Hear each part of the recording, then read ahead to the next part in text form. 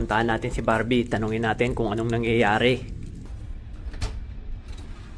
Hello, Linday! Tingnan po natin ito si Kuya mga GB, no? Kung ano ang ginawa sa kay ate. Oh, ayun. Oh, ito naman si ate, bumawi naman. Hindi ito nagpatalo, no? Oh, di ba? Hello po. Hi. Where are you from?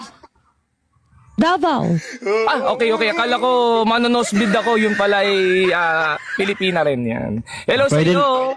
Hello po. Hello po. Taga Davao ka. Shoutout po sa mga taga Davao dyan. Salamat po. Ha? Salamat po.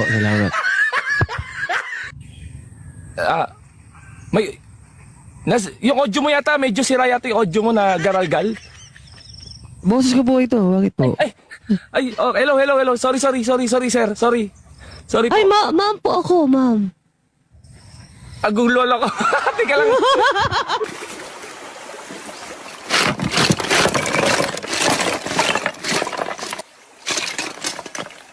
Hindi naman kayo, gutom na kayo. Oh, lamig pagkasarap ulhi maggamay.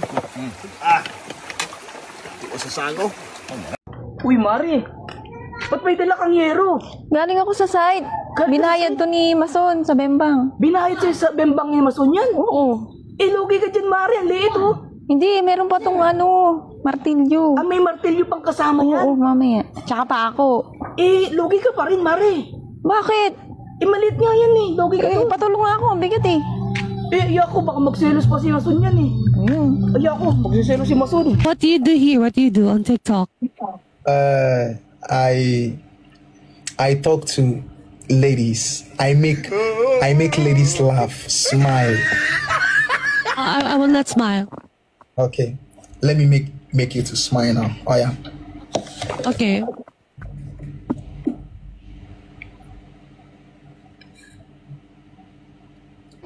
Why are you kissing me? Did I ask you to kiss me? If you kiss me, you pay. If you kiss me, you pay. I am expensive. Are you sure? Idol, ano ba talaga tunay na trabaho mo? Meron ako sarili kong hanap buhay, hanggang doon lang ako. Hindi ko na nilalabas. Ang dahilan kasi wala namang sense eh. Hindi ko naman kailangan ng publicity para sa sarili kong hanap buhay. Tumatakbo naman yung sarili kong hanap buhay eh. Hindi ko na kailangan ng publicity. So gusto ko lang makatulong sa kapwa-tao, ganun lang. Gawin natin yung bagong trend ngayon, yung dami kong girl, ikaw mauna. Okay, gagawin nila yung trend. Hindi na. Game. Dami kong girl. Okay? Dami kong girl. Okay? Dami kong girl. Dami kang girl? Ha? Ang dami mong girl? Aminin mo na! Hinuli ka lang, tol! Yung di mo na kayang pigilan yung tawag ng kalikasan, kaya dyan ka na inabutan. Eto, panuorin yung mga idolo. Okay. Chicken intestine. You actually had a big bite. I know it. It's not bad. Not bad at all. I know. It's just chewy. The texture, yeah. I'm not big on the texture, but the flavor is not bad. I told the first time I said, tell them to burn it. I don't care. I want it crispy. Yeah. But I'm still kind of chewy. The chewiness I'm not a big fan of, but the flavor is good. Be careful. You single? You single, miss? Single ka na. Hindi ka na nakain po na ito ya. Pamili. Ano yan? Pansit Canton. Pansit Canton ilan te? Tatlo. Ang flavor? Yan, kalamansi. Ay, orange. Yung dilaw. Itong dilaw.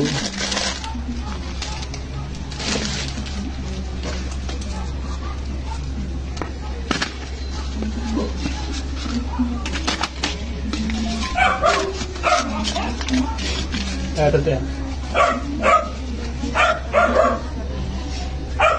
Uy, 100 ang pera ko. Ay, 100 lang ba? 100 lang. Ay, sorry. Akala ko 1,000 yung pera mo. 100 lang ba yun? 100 lang yun. Akala ko 1,000. Sorry.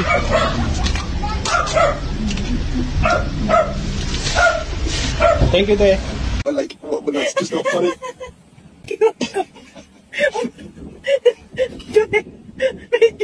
Kung may mga pamilya kayo na OFW, huwag naman kayong hingi ng pera. Ang pera, hindi naman yan hinihingi. Pinaghihirapan yan. Kung humingi kayo ng pera, linggo-linggo, pero ang sahod ng isang OFW, isang beses lang yan, isang buwan. Kung nagpadala naman si OFW, isang araw lang o 2 araw, wala pang isang linggo, ubos na. Pantalan yung sweldo namin, tinitipid namin yan. Paabutin pa sa susunod na buwan, sa susunod na sahuran. Kung nakikita nyo naman sila na nag-post sa social media na masaya, pinapakita lang nila sa pamilya nila na parang wala silang problema para hindi sila mag-alala. Kadalasan pa pag namamasyal sila sa park, hindi yan bumibili o hindi sila kumakain sa labas. Nagbabaon sila ng tubig o kaya chichirya para makatipid sila. Kaya wag naman kayo puro hingi. Hayaan nyo silang, kusa silang magbigay. Kasi pag humingi kayo, parang lumalabas na meron kayong pinatagong pera sa kanila. Bilang isang OFW kasi, pag humingi ang kanilang pamilya at hindi sila nakapagbigay, masakit yun sa pakiramdam. Panoodin yung mga idol, oh. Anong klaseng bato kaya ito? Ayun, oh, kumikinang siya pag natatapatan ng ilaw. Posible kayang may halong ginto. Ayun, oh, siya lang ang bukod tanging kumikinang pag naiilawan. Ayan, oh, yung scatter guys, oh, ayan.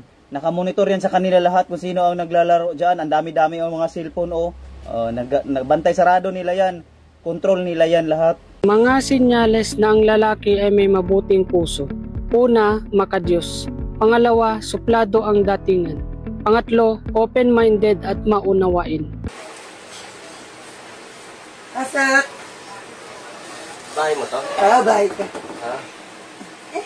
Parang ang liit. Ha? Parang ang liit. Sakto lang. Ba't ganyan boses mo? Naipit ako eh. Hindi pala yung pagkain mo. Ay, hindi. Ang laki pala ng bahay mo. Ah. Pala dito. Sino kasama mo dito? Ha? Sino kasama mo? Ako lang. Wala? Ako. Ganda. Ha? Tayo? Oh.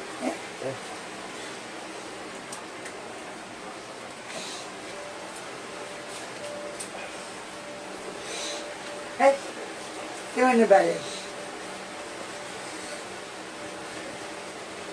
Salamat. Salamat. Ay.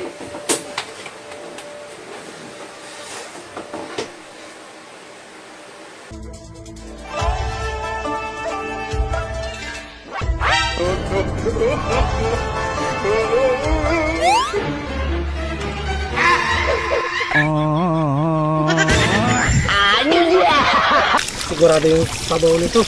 Kapal. Yan yung ulo, paborito ko yan. Yung taba niya mga kababayan, nasa lagang yung taba. Taba ng pisngi, oh.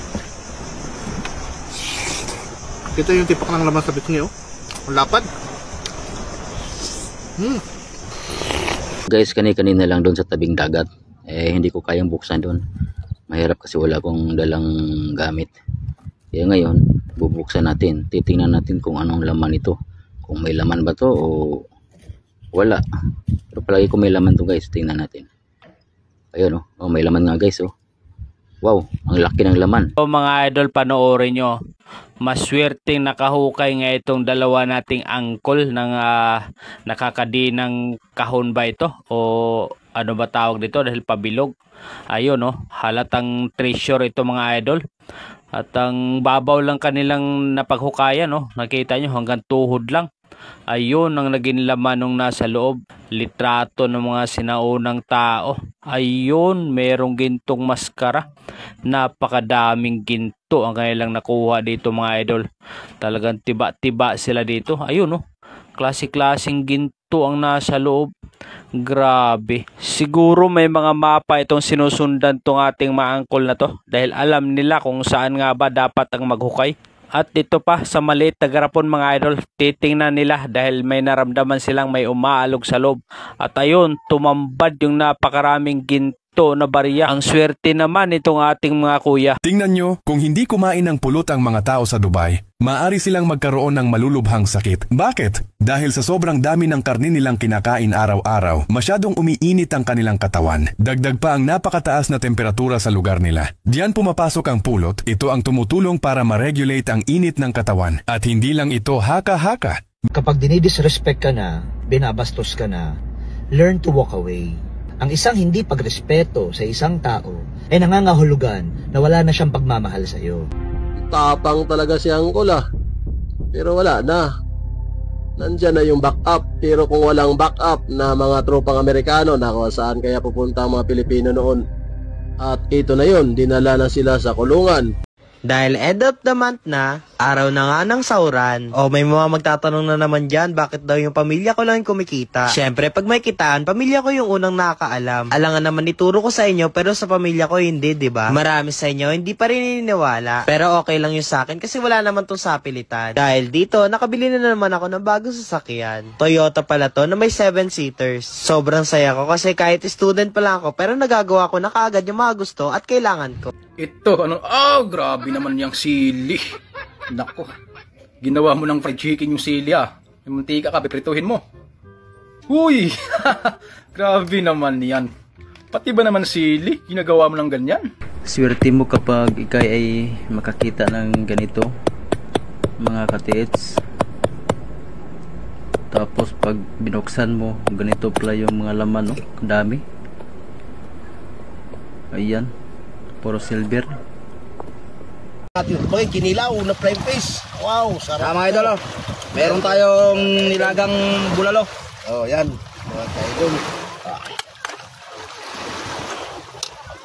Ayaw pa lumabas. Ang mga kaboylangoy, hindi natin nakunan ito ng video itong isa kong kasama na tinatawag dito sa aming isang Aquaman dahil sumisi siya doon sa pinakadulo ng lambat at matagal siyang umahon pa itaas. Siguro umabot siya ng mahigit 1 minuto doon sa ilalim bago siya umahon. Abon dyan kayo si Polson. Tingnan niya ang idol. O paano ko si Striker Vlog ang natanda kong kapatid na mukbanger. Ilaw. Daming supo. Alam idol. Mayroon At heto pa yung ipapakita ko sa inyo yung mga sariwang pusit. Medyo umamon pa nga nito nung inabangan ko si Kuya. Akala ko talaga kung ano itong daladala ni Kuya na nakalagay sa timba. At nung sinalo ko nga ito sa pamamagitan ng aking kamay, nakita ko nga dito yung mga malalaki at maliliit na pusit. At talagang napakasariwa. Dahil tingnan nyo guys, yung tubig punong-puno na po ng ata.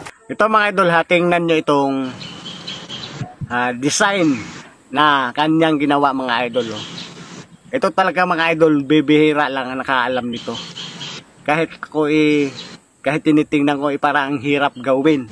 Pero siguro man dito sa atin, meron din ang nakakaalam kung paano gawin ito Hindi ko naman nila lahat. Pero parang sa akin, parang ako yung nahihirapan. Ito mga idol sa kayang gawin ito, pwede nyo itong gawin. Pang design talaga ito. Basta't meron lang kayong hulmahan na tinatawag. Diba? Gayahin nyo ito mga idol, itry nyo Walang sampilitan. Mga Cubs, ito po yung tips kung paano magbukas ng CR sa aeroplano. Alam kong ang daming naguguluhan dito. Yung iba, pinipigil na lang umihi kasi nahihiya magbukas kasi hindi marunong. Alam nyo bang naranasan ko din yan? Kapag may magsi-CR, tinitingnan ko yan kung anong pinipindot niya. Bago ka mag-post, tingnan mo muna kung bakante ba. At para po hindi ka magkamali, yung gitna po ang itutulak mo para po iyan ay magbukas. At kapag nasa loob ka na ng CR, ay huwag mong kalimutan, pindutin at i-post yan para makita sa labas na occupied. Kay Palangga Nation, tinatawag mo akong bakling.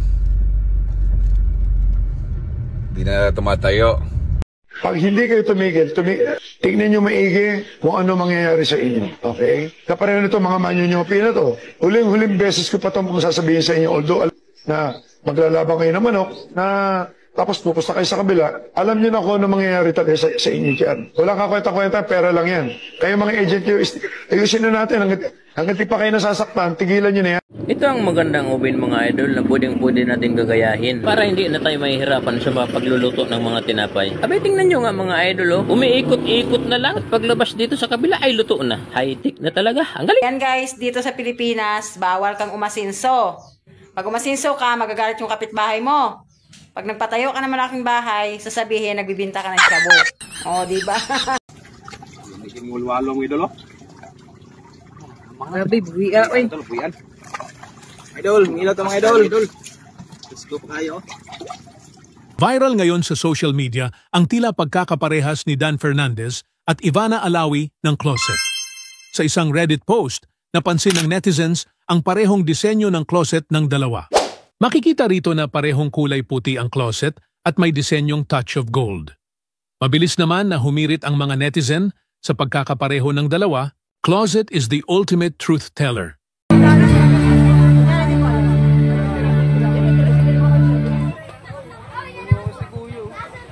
Yan ang mga tinatawag na crab seedlings o mga baby na alimango. At sa susunod na mga buwan, sila na ang magiging bantay ng palayan. Kahit maliit pa, malaki ang papel nila.